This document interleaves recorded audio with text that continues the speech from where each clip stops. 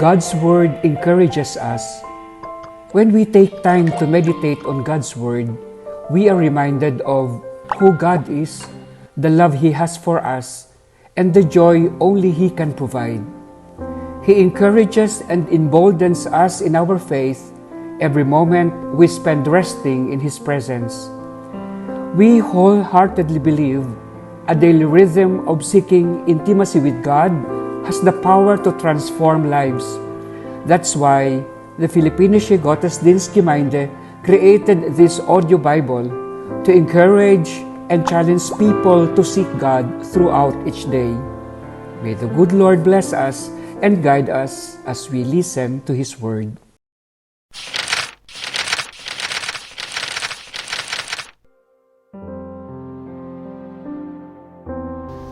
Matthew chapter 22. The parable of the wedding feast. Jesus again in reply spoke to them in parables, saying, The kingdom of heaven may be likened to a king who gave a wedding feast for his son. He dispatched his servants to summon the invited guests to the feast, but they refused to come. A second time he sent other servants, saying, Tell those invited, Behold, I have prepared my banquet, my calves and fattened cattle are killed, and everything is ready. Come to the feast. Some ignored the invitation and went away, one to his farm, another to his business. The rest laid hold of his servants, mistreated them, and killed them. The king was enraged and sent his troops, destroyed those murderers, and burned their city. Then he said to his servants, The feast is ready, but those who were invited were not worthy to come. Go out, therefore, into the main roads, and invite to the feast whomever you find. The servants went out into the streets and gathered all they found, bad and good alike, and the hall was filled with guests. But when the king came in to meet the guests, he saw a man there not dressed in a wedding garment. He said to him, My friend, how is it that you came in here without a wedding garment? But he was reduced to silence. Then the king said to his attendants, Bind his hands and feet, and cast him into the darkness outside, where there will be wailing and grinding of teeth. Many are invited, but few are chosen. Paying taxes to the emperor. Then the Pharisees went off and plotted how they might entrap him in speech. They sent their disciples to him with the Herodians, saying, Teacher, we know that you are a truthful man, and that you teach the way of God in accordance with the truth. And you are not concerned with anyone's opinion, for you do not regard a person's status. Tell us, then, what is your opinion? Is it lawful to pay the census tax to Caesar or not? Knowing their malice, Jesus said, Why are you testing me, you hypocrites? Show me the coin that pays the census tax. Then they handed him the Roman coin. He said to them, Whose image is this, and whose inscription? They replied, Caesar's.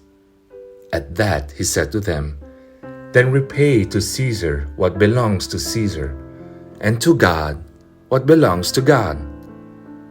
When they heard this, they were amazed, and leaving him, they went away. The question about the resurrection. On that day, Sadducees approached him, saying that there is no resurrection. They put his question to him, saying, Teacher, Moses said, If a man dies without children, his brother shall marry his wife and raise up descendants for his brother. Now there were 7 brothers among us. The first married and died, and having no descendants, left his wife to his brother. The same happened with the second and the third, through all 7. Finally, the woman died, Now at the resurrection of the 7, whose wife will she be? For they all had been married to her. Jesus said to them in reply, You are misled because you do not know the Scriptures or the power of God. At the resurrection, they neither marry nor are given in marriage, but are like the angels in heaven. And concerning the resurrection of the dead, have you not read what was said to you by God? I am the God of Abraham, the God of Isaac, and the God of Jacob. He is not the God of the dead, but of the living. When the crowds heard this, they were astonished at his teaching. The greatest commandment.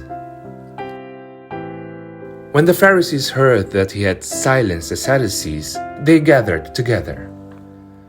And one of them, a scholar of the law, tested him by asking, Teacher, which commandment in the law is the greatest? He said to him, You shall love the Lord your God with all your heart, with all your soul, and with all your mind. This is the greatest and the first commandment. The second is like it. You shall love your neighbor as yourself. The whole law and the prophets depend on these 2 commandments. The question about David's son. While the Pharisees were gathered together, Jesus questioned them, saying, What is your opinion about the Messiah?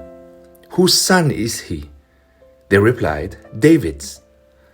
He said to them, How, then, does David, inspired by the Spirit, call him Lord, saying, The Lord said to my Lord, Sit at my right hand until I place your enemies under your feet.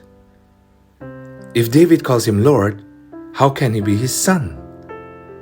No one was able to answer him a word, nor from that day on did anyone dare to ask him any more questions.